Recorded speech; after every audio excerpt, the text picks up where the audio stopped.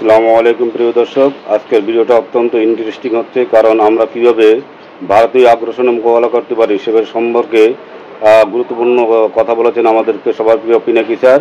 চলুন ধৈর্য সহকারে স্যারের মন্তব্য শুনি। যদি আমাদের ভিডিওটা ভালো লাগে প্লিজ একটি সাবস্ক্রাইব করে যাবেন। বাংলাদেশের সাথে ভারতের সম্পর্ক কিভাবে ম্যানেজ করা হবে তা দিয়ে বাংলাদেশের ভবিষ্যৎ নির্ধারিত হবে। ভারতকে ডিল করতে না পারলে আমাদের স্বাধীনতা সার্বভৌমত্ব থাকবে না, হায়দ্রাবাদ আর কাশ্মীরের মতো খাইয়ে ফেলবে। আমাদের কালেকটিভ মেমোরিতে জায়গায় রাখতে হবে কিভাবে হাসিনাকে সাপোর্ট দিয়া বাংলাদেশকে ধ্বংসের শেষ সীমানায় নিয়ে আসছিল ইন্ডিয়া, বাংলাদেশের উপরে কিভাবে চাইপা বসছিল। আপনি এটা বুঝতে পারবেন খুব ভালোভাবে যখন আপনি দেখবেন ওই ছবিগুলা, যখন ইন্ডিয়ান হাই কমিশনারদের বাংলাদেশের পলিটিশিয়ানদের সাথে যখন কথা বলতো তখন তাদের বডি ল্যাঙ্গুয়েজ দেখবেন, তারা যেভাবে বসে কথা বলে। দেখেন এই যে দোরাই স্বামীরা, দেখেন ও দোরাই স্বামী না, ও বাংলাদেশের স্বামী হয়ে উঠছিল। দেখছেন দেখছেন বাঞ্চত কেমনে বসছে। একজন পূর্ণাঙ্গ সচিবও না, কিন্তু একজন অতিরিক্ত সচিবের পদমর্যাদা, একজন রাষ্ট্রদূতের, সে একটা মন্ত্রীর সামনে কেমনে বসে, কেমনে কথা বলে। দেখেন ও ডিক্টেট করতেছে বড় লাটের মতো, আর হাসিনার মন্ত্রী শালা ভালসিউন ও মনে হয় প্রভুর সামনে বসে আছে, দেখে মনে হচ্ছে না কেন্দ্রে দিবে। আবার দেখেন রাজশাহীর সিটি মেয়র, প্রতিমন্ত্রী পদমর্যাদা একজন, সহকারী হাই কমিশনের সামনে কিভাবে বসে। তবে আজকে আমি খুব খুশি, আগের টোলা মন্ত্রীর সামনে প্রণয় ভার্মা বসেছে, কিভাবে দেখেন মনে হচ্ছে প্রণয় ভার্মাই কেন্দ্রে দিবে। সাব্বাস বড় ভাই, আপনারা অভিনন্দন, টুপি খোলা অভিনন্দন। আপনারা টোলা মন্ত্রী বলে ডাকবো না, আপনি রেসপেক্ট আর্ন করছেন। এই প্রণয় ভার্মা আসাদুজ্জামান খান কামাল আর কুমড়ো পটাশের সঙ্গে যখন বসে তখন ক্যাঙ্কে করে বসে, দেখেন দেখেছেন। এইটা সে পাশাপাশি দেখান, আগের বড় ভাই আর কুমড়ো পটাশ আর আসাদুজ্জামান খান কামাল তিনজনেরটা পাশাপাশি দেখান, দেখেছেন। তাই ওই জিঙ্কে করে বসিছে প্রণয় ভার্মা, এটা ফোরা হলে না ইঙ্কে করে বসে রোগীরা। তো বড় ভাই জেনারেল জাহাঙ্গীর সাহেব এটা যদি পাঁচার পড়ার কারণে বসে থাকে ইঙ্কে করে, তাহলে খুলে আপনার ক্রেডিট দেবো না, থুকু কয়ে গেল প্রশংসা ঘুরে নেবো। যাই হোক, বাংলাদেশের উপরে ভারতীয় প্রভাব কিভাবে কাজ করে, অনেকভাবে করে, এর একটা দিক দিয়ে কাজ করে, সেটা আমরা কখনো আলাপ করি না। আজকে ওই আলাপটা করবো। আর একটা গুরুত্বপূর্ণ দিক দিয়া ইন্ডিয়া আমাদের উপরে বহুমাত্রিক ভাবে প্রভাব বিস্তার করে, সেটা আলাপ করি। ধরেন জাতিসংঘ, আন্তর্জাতিক সংস্থাগুলা, এগুলো বিভিন্ন দপ্তরে যারা বাংলাদেশ দেশ নিয়ে কাজ করে তারা কারা? বেশিরভাগ ক্ষেত্রে ইন্ডিয়ান। ধরেন একটা এক্সাম্পল দিই, আইএলও বাংলাদেশ চ্যাপ্টার দেখা হয় কোথায় থেকে? দিল্লি থেকে। দিল্লিতে আইএলওর আঞ্চলিক অফিস, ওইখান থেকে আপনি ওইখানকার কর্মকর্তাদের দেখান তো, এটা সাহেব লিস্ট আছে ওইখানে ওদের ওয়েবসাইটে, দেখেছেন দেখেছেন 80% ইন্ডিয়ান, আরো বেশি হবে হয়তো। এখন দেখেন হাসিনা আমলে এইচআরডব্লিউ বিবৃতি দেয় শ্রমিকদের অধিকার নিয়ে, কিন্তু আইএলও কোনোদিন দিছে কোন শ্রমিক অধিকার নিয়ে কথা বলছে? এই যে এত শ্রমিক মারা গেল, গুম হইল, খুন করলো এত শ্রমিককে, কোনোদিন কিছু বলছে? কিচ্ছু বলে নাই। আন্দোলন করতে যায় নিখোঁজ হয়েছে কতজন দেখেন, কখনো বিবৃতি দিছে? দেয় নাই। শ্রমিকদের আন্দোলন করতে গিয়া পুলিশের গুলিতে নিহত হয়েছে, আইএলও কোনোদিন বিবৃতি দিছে? আজ আমিনুলকে যে শ্রমিক নেতা, এটা খুবই সেন্সেশনাল ঘটনা ছিল, আপনি জানেন না? আমিনুলকে তুলে নিয়ে যায় র্যাব, তারপরে ক্রসফায়ারে দিয়ে মারে, তারপর মাইরে ফেলা দিয়ে যায় ডেড বডি। অনেকদিন আগের কথা, আজকে আশুলিয়াতে, অনেকে হয়তো জানেন না। আইএলও কোনোদিন বিবৃতি দিছে? দেয় নাই। কিন্তু এই এখন দেখবেন এই যে শ্রমিক এলাকাতে গেঞ্জাম হইতেছে না, এখন দেখবেন আইএলও কি বলে, সে এসে বলবে তোমরা সিবিআই আছে। সিবিআই মানে জানেন তো, শ্রমিকদের পক্ষে কথা বলার বৈধ প্রতিনিধি। এটা আন্তর্জাতিক আইনে স্বীকৃত, মানে কালেকটিভ বার্গেনিং এজেন্ট বলে। শ্রমিকদের পক্ষে কথা বলবে। প্রত্যেকটা প্রতিষ্ঠানে, প্রত্যেকটা শ্রমিক এলাকায়, প্রত্যেকটা ইন্ডাস্ট্রিতে একটা করে সিবিআই থাকে। ইভেন আমি যেখানে চাকরি করি প্যারিসে, সেখানে এই কোম্পানিরও সিবিআই আছে। হাসিনা আমলে কিন্তু সিবিআই ছাড়া চলতে পারবেন, বিশেষ ত্রিকোঠায় মাপ। হাসিনা বা আমলিগ ক্ষমতা থাকলে যেভাবে ডিল করে বাংলাদেশের সাথে, অন্য কেউ ক্ষমতা থাকলে ঠিক উল্টা ভাবে ডিল করবে। মানে আমলিগ ক্ষমতা থাকলে তাদের পৌরুষ, পেশাদারিত্ব, এথিক্স, নৈতিকতা সব পোতায় যায়।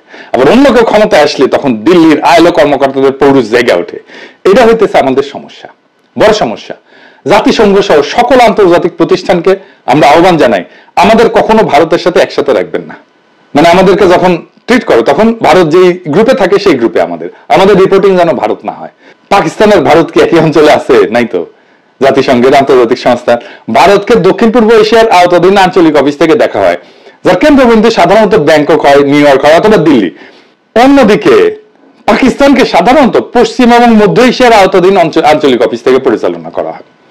আমাদেরকেও বাংলাদেশকে পশ্চিম আর মধ্য এশিয়ার অফিস থেকে দেখা হোক, এটা জাতিসংঘের কাছে আমাদের দাবি।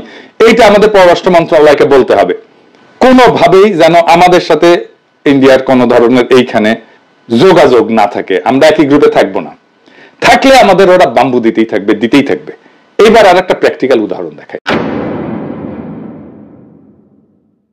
আসেন আমরা কয়েকটা নাম দেখি, আপনারা অন্যভাবে নিয়েন না, মানে দামগুলো দেখেন না। দেখেন বাংলাদেশে কাজ করতেছে এমন একটা আন্তর্জাতিক প্রতিষ্ঠানে, ধরেন ড্যানিশ রিফিউজি কাউন্সিলের কান্ট্রি ডিরেক্টর, কি নাম? সুমিত্রা মুখার্জি। ক্রিস্টিয়ান এইড, কি নাম? পলাশ দাস। প্ল্যান ইন্টারন্যাশনাল, কি নাম? Kabita Bose. World Vision, Suresh Bartlett. Concern Worldwide, Suresh Kumar Agarwal. Oxfam, Ashish Damle. CARE, Ramdas. Save the Children, Suman Dasgupta. কিছু কিছু ক্ষেত্রে হয়তো পরিবর্তন হয়ে গেছে, এমন হইতে পারে, আমি তো নেট থেকে নিছি নামগুলা, কিছু কিছু ক্ষেত্রে হয়তো হয়ে গেছে যে এখন চলে গেছে। কিন্তু আপনার যেটা আমি বলতে চাইতেছি সেটা হচ্ছে বেশিরভাগ আন্তর্জাতিক সংস্থার হেড ইন্ডিয়ান, মানে ইন্ডিয়ান ছাড়া অন্য দেশের লোক আসতে চায় না বাংলাদেশে। না চাইলে বাংলাদেশে আসেন না, কাজ করেন না। ইন্ডিয়ান কোম্পানি বাদই দিলাম, মানে ইন্ডিয়ান কোম্পানি গুলো কিন্তু বাদ দিছি, মানে বাজাজ আছে, টাটা আছে, এয়ারটেল আছে, মেরিকো আছে, সান ফার্মা, তাও দেখছেন একদম আন্তর্জাতিক প্রতিষ্ঠান কিন্তু সেইখানে ইন্ডিয়ান দিয়ে রাখছে। সবাইকে বলে দিতে চাই, আগামী বছর আমরা কোনো ভারতীয় প্রধান দেখতে চাই না। বাংলাদেশের প্রতিষ্ঠানগুলোতে 4 মাস তো আছে, এরপরে কিন্তু অফিস ঘেরাও করব। কোন অপ্রীতিকর অবস্থা রেতে চাইলে আগেই ভাগেন ভাইয়েরা আর বোনেরা, পরে কোয়েন না টাইম দেই নাই। আমার ক্ষুদ্র ভাতার ভগিনীদের বলি, সব অফিসগুলো চিনে রাখবেন, আমরা জানুয়ারিতে আবার চেক করব, তখন যদি কোনো ইন্ডিয়ান থাকে অফিসে তাহলে কোনো খবর আছে। হ্যাঁ, বাংলাদেশকে ভারতের জন্য হোস্টাইল টেরিটরি করে তুলবো। আমার মাটিতে বিডিআর বিদ্রোহের নামে আমার সেনা অফিসারকে হত্যা করে আবার আমাদের সেনারা তাদেরকে উদ্ধারের জন্য যাইতে চাইলে বলো সেনা অভিযান করবা? এত মজা? ফেলানিকে মাইরা কাটাতারে ঝুলায় রাখবা?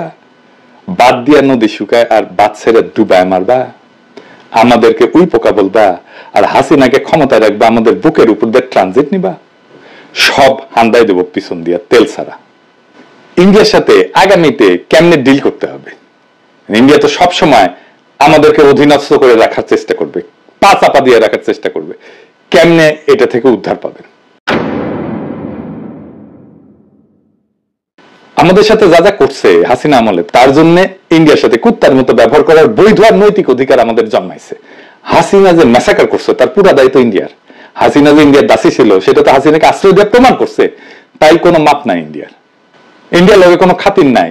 বাংলাদেশের কোনো উপদেষ্টা, বাংলাদেশের কোনো পলিটিশিয়ান যদি বলে যে আমরা ভারতের সাথে সম্পর্ক চাই, তার কলে খবর আছে, হ্যাঁ আমরা ধরবো তারে। আমেরিকা ইন্ডিয়ারে সর্বতভাবে সাপোর্ট দিয়ে গেছে, তাই ইন্ডিয়ার সাথে প্রকাশ্য শত্রুতা আর আমেরিকার সাথে শীতল সম্পর্ক, এটাই হবে আমাদের পররাষ্ট্র নীতি। ভারতের সাথে হওয়া সব চুক্তি বাতিল করতে হবে, বাংলাদেশে ভারতীয়দের চাকরি নিষিদ্ধ করতে হবে, বাংলাদেশে ভারতীয়দের বিনিয়োগ বন্ধ করতে হবে, যে সমস্ত ভারতীয় কোম্পানি আছে সেগুলো বিশেষ অডিট করতে হবে, বাংলাদেশের শ্রম আইন, পরিবেশ আইন আছে না, কর পরিশোধ করছে কিনা, ভ্যাট পরিশোধ করছে কিনা, অনৈতিক কাজ করছে কিনা, এগুলো দেখতে হবে। আমি একটা এক্সাম্পল দিতে পারি কেমনে ধরা যাবে। হ্যাঁ, যেমন সান ফার্মা বাংলাদেশে কাজ করে না, ইন্ডিয়ান ফার্মা। ওই সান ফার্মা তো ডাক্তারদের ঘুষ দিয়ে প্রেসক্রিপশন লেখা হয়, এটা প্রমাণ করা 1-2 এর কাজ। এই অ্যালিগেশনে এই কোম্পানিকে বন্ধ করে দেওয়া যায়। সব ইন্ডিয়ান কোম্পানি ঘাপলা আছে, সেগুলো ধরা হবে।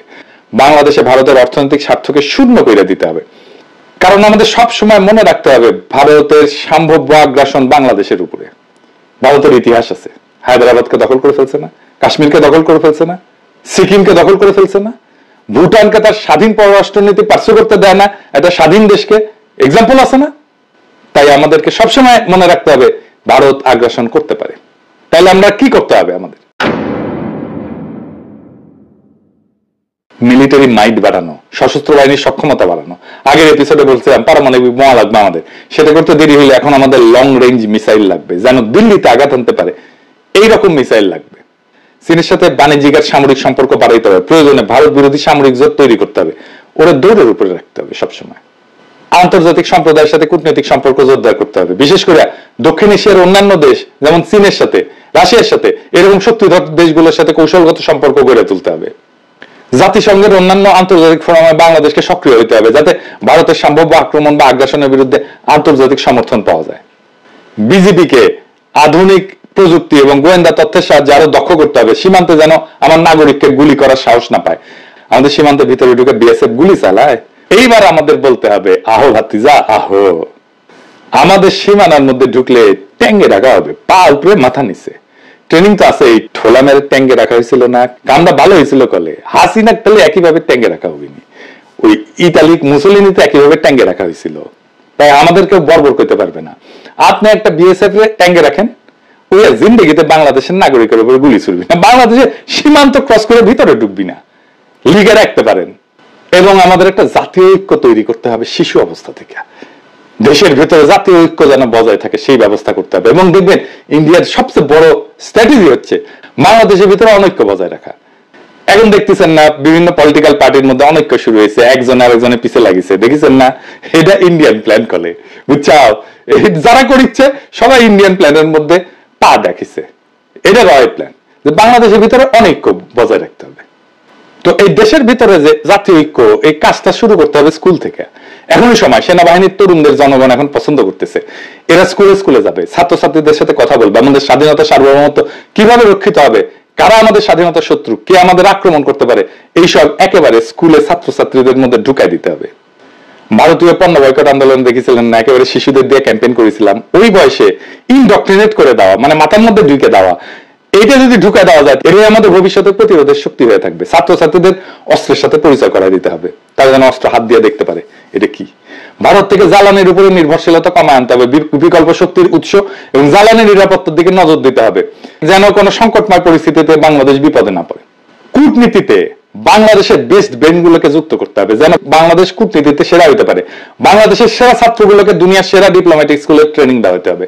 লং টার্মে আমাদের ডিপ্লোম্যাটিক অ্যাসেট তৈরি করতে হবে, কারণ আমাদের জন্য শান্তিপূর্ণ এবং কূটনৈতিক সমাধানই সবসময় অগ্রাধিকার হওয়া উচিত। কিন্তু আত্মরক্ষা এবং প্রয়োজনে প্রত্যাঘাতের প্রস্তুতি অত্যন্ত গুরুত্বপূর্ণ। আপনার শত্রু যদি মনে করে আপনি দুর্বল, তাইলে আপনি গেছেন, আপনি শেষ। আপনার শত্রুকে সবসময় মনে করতে হবে যে এটা বিপজ্জনক, এর সাথে গ্যাঞ্জাম করা যাবে না।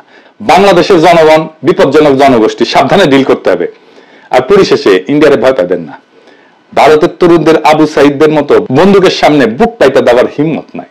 ওরে আমরা ভয় করবো, দর্শক, আপনারা স্যারের গুরুত্বপূর্ণ মতামত শুনলেন। আমরা যদি প্রকৃত স্বাধীনতা অর্জন করতে চাই, যদি প্রকৃত স্বাধীনতা ভোগ করতে চাই, তাহলে অবশ্যই আমাদের ভারতীয় আগ্রাসন মোকাবেলা করতে হবে এবং স্যার যে সাজেশনগুলো দিয়েছেন সে ব্যাপারে আমাদের কাজ করতে হবে। তো আমাদের ভিডিওটা ভালো লাগলে প্লিজ সাবস্ক্রাইব করে আমাদের পাশেই থাকবেন।